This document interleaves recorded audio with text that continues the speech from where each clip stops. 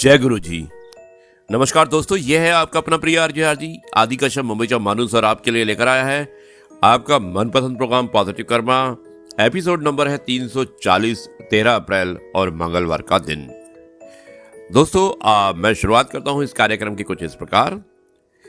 धोबी की कपड़ों से कोई दुश्मनी नहीं होती तो कपड़ों को पत्थर से पटकता है, डंडा भी मारता है, गर्म पानी में डुबोता है, साफ होने के बाद सुखाने के लिए तेज धूप में भी टांगता है, फिर उसकी सलवट निकालने के लिए गर्म प्रेस को भी घुमाता है, फिर उसके मालिक के हवाले करता है। इसलिए थोड़ी थोड़ी तकलीफ से घबराएं नहीं, दुख आते तो यह समझो कि आपकी सफाई हो रही है। सेवा, सिमरन, सत्संग में ध्यान दे।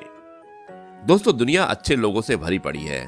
अगर आपको कोई नहीं मिला तो आप खुद अच्छे बन जाएं, ये कभी भी पूरी हो जाएगी। रोटी खाने से अधिक समय रोटी बनाने में लगता है और रोटी बनाने से अधिक समय रोटी कमाने में लगता है और रोटी कमाने से अधिक समय उगाने में लगता है। अतः रोटी खुश होकर खाएं और खाकर शुक्राना जरूर करें, कमाने वाले का भी, बनाने वाले का भी और उगाने वाले का भी। जय गुरु जी।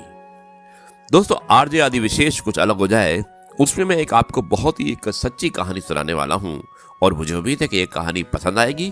कहानी का शीर्षक है कर भला हो भला और कहानी की शुरुआत होती है कुछ इस प्रकार। किसी गांव में एक मंदिर था। मंदिर के पुजारी और उनकी पत्नी भगवान के भक्त थे। प्रतिदिन पति पत्नी मंदिर की सफाई करते, पूजा अर्चना की सामग्री जुटाते और मंदिर में आने वालों को भोजन कराते। वो दोनों निसंतान थे। जब भी ओणम का त्योहार आता वे उदास हो जाते। पुजारी की पत्नी तरह तरह के स्वादिष्ट पकवान बनाती। उसके हाथ की बनी सांबर, रस्म, ओलन और अवियल बहुत मजेदार होती थी। गांव भर के बच्चे उसके घर जा पहुंचते और भरपेट भोजन खाते। जाते समय वो सभी को मुट्ठी भरकर शक्कर पुर्राट, दोस्तों एक व्यंजन होता है जो केले की चिप्स में गुड़ लगाकर बनाया जाता है, वो देती थी। इसी तरह दिन बीतते गए। एक बार नमुंद्री ब्राह्मण उस मंदिर में आया।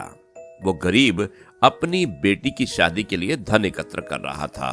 मंदिर में मुफ्त भोजन मिलता था। उसने खाने से पूर्व नहाना उचित समझा।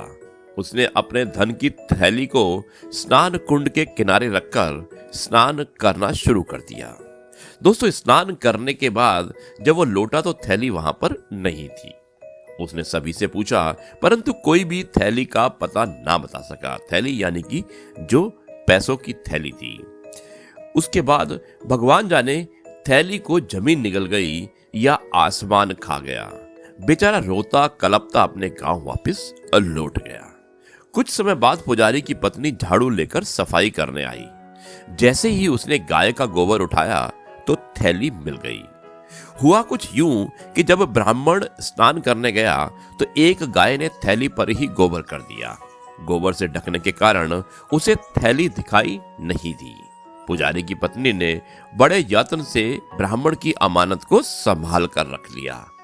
उसने एक बार भी थैली का मुंह तक नहीं खोला। दोस्तों, संयोग की बात है कि कुछ महीनों के पश्चात वो ब्राह्मण वापस वहां पर आया। धन की थैली खोने के बाद उसकी परेशानी और बढ़ गई थी।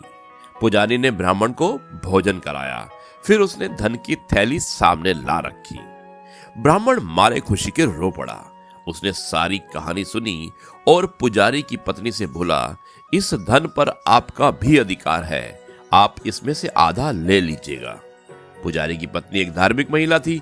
उसने पराये धन का एक भी पैसा लेने से इनकार कर दिया। ब्राह्मण ने प्रसन्न होकर उसे वरदान दिया कि अगले ही वर्ष तुम एक प्रतिभाशाली यशस्वी पुत्र की माता बनोगी। ऐसा कहकर ब्राह्मण लौट गया। दोस्तों, अगले ही वर्ष पुजारी की पत्नी ने अपने मन की मुराद पूरी पाई। जानते हो क्यों? उसका पुत्र कौन था? उसके यहाँ मलयालम के प्रसिद्ध कवि कुंजन नंबियार ने जन्म लिया। कहते हैं इस कवि की तुलना किसी से नहीं की जा सकती। मलयालम भाषा के जानकार इनकी कविताएं अवश्य पढ़ते हैं। दोस्तों, ये कहानी हमें शिक्षा देती है कि संसार में लालच नहीं करना चाहिए। जो दूसरों का भला करता है उसका स्वयं ही भला हो जाता है। और यही था कहानी का शीर्षक, कर भला हो भला। मुझे उम्मीद है कि ये कहानी आपको पसंद आई होगी। आप अपनी राय मुझे लिख सकते हैं। यह है आरजे आदि कश्यप मुंबईचा मानुस, और आपके लिए लेकर आया था आपका मनपसंद प्रोग्राम पॉजिटिव कर्मा। अब मैं इस कार्यक्रम को यहीं पर समाप्त करता हूं और कल एक बार फिर आपके लिए लेकर आऊंगा नई कहानी, नए किस्से और नई बातें। तब तक के लिए मैं आपसे कहता हूं नमस्कार। जय हिंद, वंदे मातरम, भारत माता की जय। जय जवान, जय किसान और जय गुरु जी।